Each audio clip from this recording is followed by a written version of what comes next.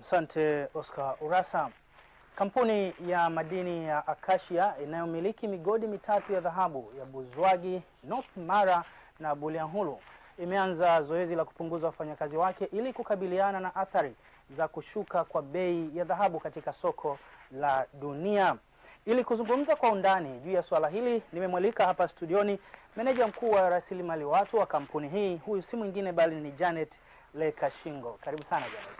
Asante sana. Pengine tukianza mazungumzo yetu, mtazamaji angependa kufahamu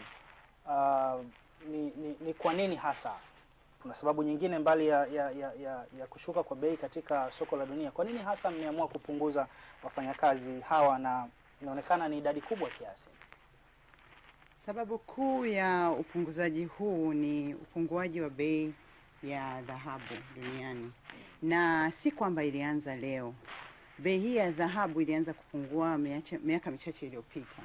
Kwenye mwaka wa 2010, 2011 bei ya dhahabu ilikuwa kwenye dola 1700, 800 kwa wakia. Na kuanzia wakati huo bei ya dhahabu ilianza kupungua kwa kasi. Na kufikia mwaka 2012 tulianza mikakati ya kinifu ya kuanza kuangalia tufanye nini ili tuweze kukabiliana na bei hii ya dhahabu. Na wakati huo tulikuwa tukiangalia na kusema kwamba bei ya dhahabu pengine itasimamia kwenye 1300 kwa wakia, lakini bei imeendelea kushuka. Na wakati huo ukikumbuka tulikuwa tuna hela ambazo tumeziweka na tunazo ziko benki. Kwa sasa bei imeendelea kupungua, uzalishaji umeendelea kuwa ni wa gharama sana kwetu sisi, na tumeangalia mikakati mingi ikiwa ni kuangalia kwanza uzalishaji wa dhahabu tunavyofanya, mbinu tunazotumia kuzalisha dhahabu, bei zilizopo ambazo tunapata mahitaji toka kwa contractors wetu, na pia tumeangalia tuzalishe vipi kwa tija zaidi kwa kutumia miundombinu michache. Na wakati huo wote tukifanya hivi tumekuwa tukishirikiana na wafanyakazi wetu, wanaelewa kinachoendelea. Hadi kufikia wakati huu tulipomaliza kota yetu ya 3 ilikuwa ni ngumu sana kwa sababu hatukuweza kufikia malengo tuliyokuwa tumejiwekea, na bei ya dhahabu ilifika chini ya dola 1100, na ikawa ni ngumu sana kwetu sisi kuendelea. Pengine idadi ya wafanyakazi ambao mnataka kuwapunguza ni kiasi gani, na kwa nini idadi hiyo pengine siwe zaidi ya hapo ama pungufu ya hapo? Idadi ya awali ya wafanyakazi ambao tulikuwa tunataka kuwapunguza ni 1300. Na tukumbuke kwamba sio kwamba tunasema tutapunguza kwamba wafanyakazi. Tumeangalia namna tofauti kufikia idadi hiyo. Tumeangalia kwamba ili tuzalishe dhahabu ni kazi gani zinazohitajika zifanyike muhimu ili kuweza kuzalisha dhahabu. Tukaangalia tena kwamba ni kazi gani ambazo zinaweza zikafanya na kazi mtu mmoja ambazo zinafanywa na watu 2 au 3. Kwa hiyo tukapunguza. Tukaangalia kwamba ni kazi gani ambazo ni nyeti ambazo lazima tuwe nazo. Kwa hiyo tukawa nazo, tukaendelea kuziweka hizo kazi. Pale tulipofikia kuangalia kwamba sasa ili tuweze kupunguza matumizi, ukiangalia hatukuanza kwanza kupunguza wafanyakazi. Hii mikakati ni ya muda mrefu na iliyochambuliwa vizuri sana.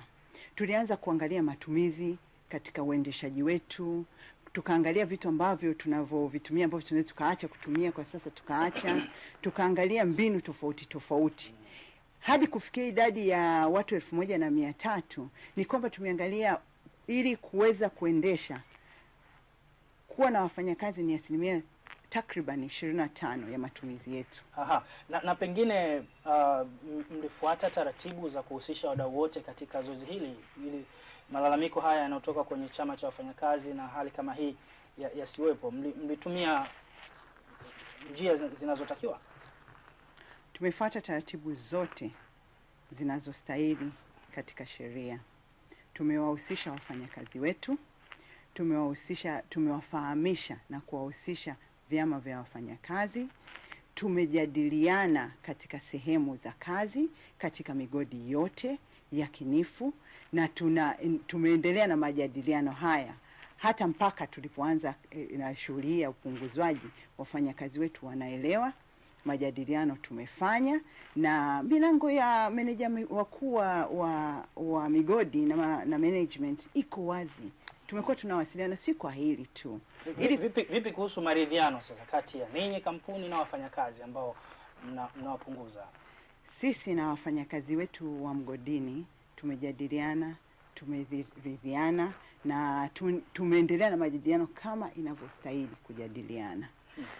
Na hakuna hata wakati mmoja kwamba sisi tunafunga majadiliano na wafanyakazi, lakini tumejadiliana na kukubaliana. Naweza kuzungumzia mgodi wetu wa Buzwagi, tumejadiliana, tumekubaliana, tuna makubaliano vizuri sana. Mgodi wetu wa Bulyanhulu tumejadiliana pia na tumeanza shughuli hii. Siwezi kuzungumza kwa sana kwa sababu chama cha wafanyakazi cha Nume tumpeleka swala hili Shinyanga CMA. Kwa hiyo sina uwezo wa kuweza kuendelea na majadiliano zaidi ya hapo. Asante sana. Na pengine mwisho, gharama itakapokuja kurejea katika nafasi yake, mtaajiri tena, pengine wawe na imani hiyo kwamba ajira zinaweza kuja kurejea? Hata ukizungumza na wafanyakazi wetu utajua hilo. Biashara ya dhahabu ilivyo, tukiwa katika wakati kama huu tutapunguza watu. Biashara ikiwa nzuri, tukihitaji kuongeza watu, tutaongeza watu. Na wale wenye ujuzi wa migodini wanajua kabisa kwamba kuna watu ambao wametoka na wakarudi. Hili ni swala ambalo linaendelea si kwetu tu, ila nchi zote ambazo zinafanya uzalishaji wa dhahabu ama uchimbaji. Haya yanaendelea. Nakushukuru sana Janet Leka Shingo, meneja rasilimali watu kutoka kampuni ya Acacia, kwa kuja kushiriki pamoja nasi siku huu. Karibu tena wakati mwingine. Mtazamaji, basi huyo ni meneja mkuu wa rasilimali watu kutoka kampuni ya Acacia, akiwa anatolea ufafanuzi yale ambayo pengine yalikuwa yana ukakasi wa hapa na pale.